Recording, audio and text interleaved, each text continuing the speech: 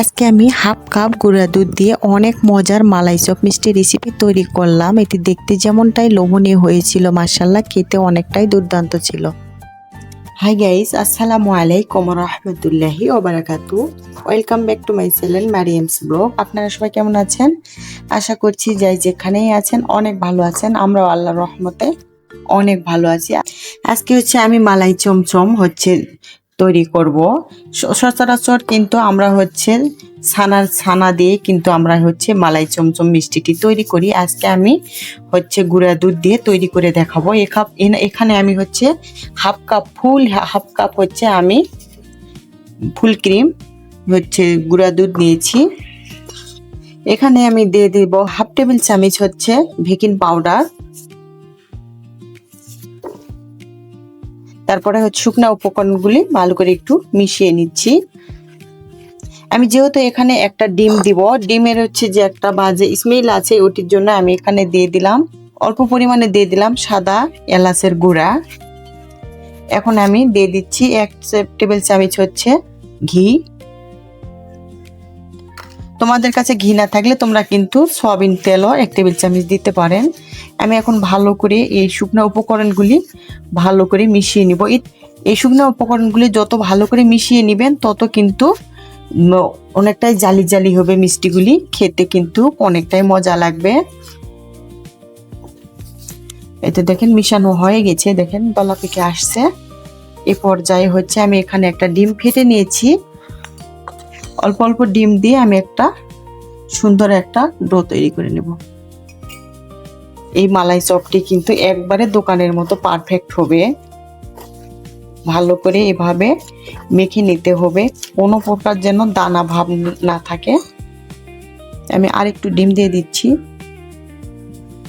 Half cup গুঁড়া দুধের মধ্যে কিন্তু একটা ডিম পুরোপুরি লাগে নাই, আমার কিন্তু একটু বেঁচে গেছে। দেখেন আমার এটা কিন্তু ডোটা কিন্তু আমার তৈরি হয়ে গেছে প্রায়। এটা কিন্তু অনেকটা আঠালো একটা ডো হবে। ভয়ের কোনো কারণে একটু পরে কিন্তু এই ডোটি সেট হয়ে যাবে। দেখেন এটি কিন্তু এরকম আঠালো হবে। আমি এটি এখন 10-15 মিনিটের জন্য ঢেকে রেখে দেব। এই তো দেখেন আমি কিন্তু আসলাম 15 মিনিট পর। আমার কিন্তু দেখেন ডোটা কিন্তু সুন্দরভাবে সেট হয়ে গেছে। এখন আমি মিষ্টির একটা করে শেপ দিয়ে নিব। আগে গোল করে নিব, গোল করে নিয়ে তারপরে আমি লম্বা করে শেপ দিয়ে নিব। দেখেন আমি কিন্তু এভাবে শেপ দিয়ে নিচ্ছি। তোমরা তোমাদের কিন্তু পছন্দ মতো এটি শেপ দিয়ে নেবেন। এখানে আমি 1.5 পোয়া পরিমাণ লিকুইড দুধ দিয়েছি, আর দিয়েছি 1.5 পোয়া পরিমাণ পানি। আর আমার স্বাদ মতো আমি কিন্তু মিষ্টি দিয়ে দিচ্ছি, চিনি দিয়ে দিয়েছি। তোমরা কিন্তু তোমাদের পছন্দ মতো চিনিটা অ্যাড করে নেবেন। কেউ কিন্তু মিষ্টি একটু বেশি খায়, কেউ আবার একটু কম খায়, এই জন্য আমি আমার পছন্দ মতো দিয়েছি। আমি কিন্তু এটি বেশি একবারে বলক দিয়ে নিব না, একবারে বলক দিয়ে নিব। আর পাতলা একটা শিরা তৈরি করে নিব।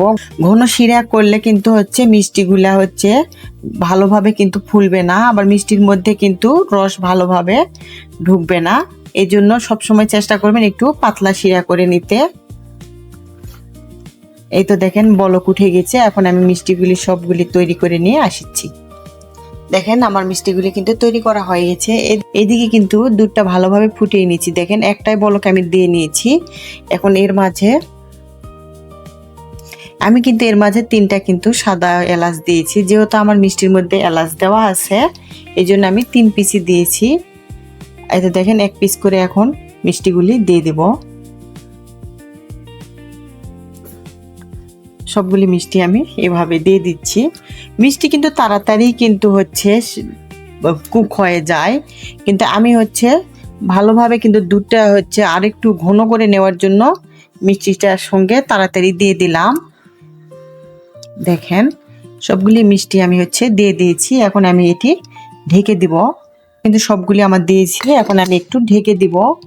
ঢেকে দিলে কিন্তু বলক উঠে কিন্তু দুটি পড়ে যেতে পারে, এই জন্য কিন্তু বারবার একটু দেখতে হবে, এখানেই থাকতে হবে, কোথাও যাওয়া যাবে না।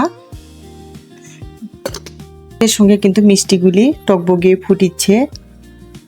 এ পর্যায়ে কিন্তু চুলার হলো হিটটি একবারে লো হিটে রাখবেন, ধীরে ধীরে কিন্তু এটি কুক করে নেবেন। দেখেন কত সুন্দর ফুলে উঠছে মাশাআল্লাহ। আমি কিন্তু ধীরে ধীরে 10-15 মিনিট দেখেন আমার কিন্তু মিষ্টিগুলি ফুলে টইটম্বর হয়ে গেছে। এত দূরে এসে যারা আমার ভিডিওটিতে একটা লাইক দিতে ভুলে গেছেন বা এখনো লাইক দেন নাই, প্লিজ প্রিয় ভাই আপুরা একটা লাইক দিয়ে দিবেন। আর আমার রেসিপিটি কেমন হয়েছে সবাই কমেন্টসে জানাবেন। এরকম সহজ সহজ রেসিপি পেতে আমার চ্যানেলটি সাবস্ক্রাইব করে সবাই আমার পাশেই থাকবেন। দেখেন মিষ্টিগুলি কিন্তু ফুলে সবগুলি টইটম্বর হয়ে গেছে, অনেক বড় বড় হয়ে গেছে। আজকের ভিডিওটি আমার এই পর্যন্ত। আপনারা সবাই ভালো থাকবেন, সুস্থ থাকবেন এই দোয়াই করি। আসসালামু আলাইকুম ওয়া রাহমাতুল্লাহি ওয়া বারাকাতুহু। আবার আসবো নতুন একটা রেসিপি নিয়ে। এই পর্যন্ত সবাই ভালো থাকবেন। আল্লাহ হাফেজ।